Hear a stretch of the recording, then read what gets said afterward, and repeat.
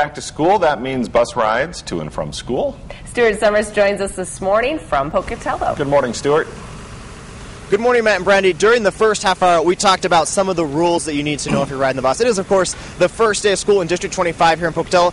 Rules that include don't shoot spit wads at the really cool kids sitting behind the bus driver, like myself. Be nice to your bus driver. And then, like your poor friend George, like you mentioned, Matt, don't ride the bumps out too loud because you're going to crack your head open. Yes. Those are the three rules that you need to keep in mind, students, as you're heading back to school this morning. We also are going to tell you a little bit about the bus safety inspection process that goes on here before each bus even leaves the lot. Kelly Dial is a transportation supervisor in District 25. So, Kelly, every morning each bus driver does this really intensive inspection, right? They do. They actually can pre-trip a bus as many as 3 times a day. Wow. So take us through some of the things that right now is going on with this bus inspection. Right now he is doing a walk around on the outside. They check the mirrors. They're checking the fluids underneath the bus. They're going to check that the lights are activated to the reds. The stop arm comes out. They'll check the shock absorbers, the tires to make sure that they're inflated. Everything underneath the bus is what he's doing right now.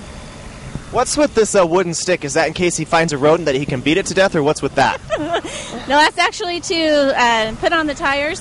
When they do, they thump the tires just to make sure that there's enough pressure in the tires. Okay. And now we were talking about this earlier, that each of the bus drivers have to go through some very intensive training, like 100 and how many hours? It's 136 hours. They have a lot of classroom behind the wheel without students after they pass their CDL. Which consists of doing a verbalized pre-trip. They do a bunch of things with cones, and then they go on a road test as well. After they pass that, then they go with a trainer on the bus that also has students. Yeah, that would be the difficult part, is actually getting behind the wheel with students, because when I drive like my nieces and nephews, it's intense enough. So I don't know how they can do it. And that's the part that you said that's like the make or the break. That determines if they're going to be a good driver. Right, it does. Driving the bus is the easiest part, but when you're driving with your back to 70 kids on a bus at a time, it can make it very, very difficult. And it only takes one child to act up to get the whole bus. And that would be Matt, that was always in the back of the bus acting up to make the bus driver want to pull that bus over. Yeah, but at least I have people like Stuart monitoring me. True. Very true on that one. And this morning we saw a bus that was getting ready to leave, and one of its lights wasn't working properly, and they sent it back to get inspected. So this is something they take very serious. It is something they take very serious because we're transporting students, maybe your student or my student, and safety is our primary concern.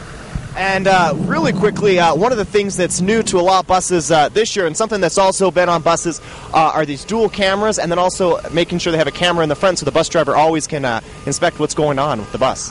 It is. We have cameras on all of our buses. I told you earlier today about the cameras where they take video from behind the bus and from in front of the bus. We do use them quite often. They are equipped on almost all of our buses. Our special need buses are some that we haven't got on all of them, but they do help us quite a bit. Yeah, definitely.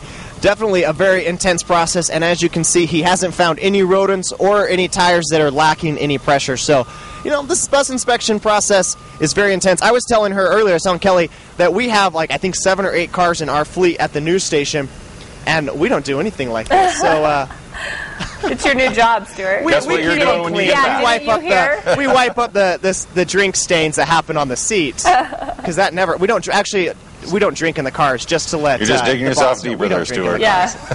Hey, that doesn't happen. I didn't mean to say that. Could you ask him one question? Can you ask him if the wheels on the bus indeed do go round and round? Matt wants to know if the wheels on the bus truly do go round and round. Is that true? It is true. They do. Fantastic. And the kids think they do as well.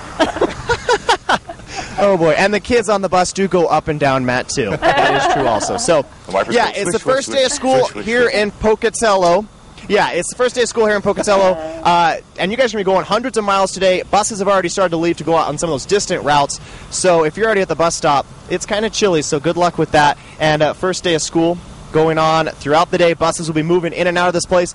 And as you can see over this way, buses are already starting to take off. So they are. How exciting. Welcome to the first day of school, District 25. Pretty cool. Thanks, Kelly, for joining us this morning. Thank you very much. Stuart Summers from Pocatello. And Brandy, why don't you go ahead and give us a check of those chimes? Okay.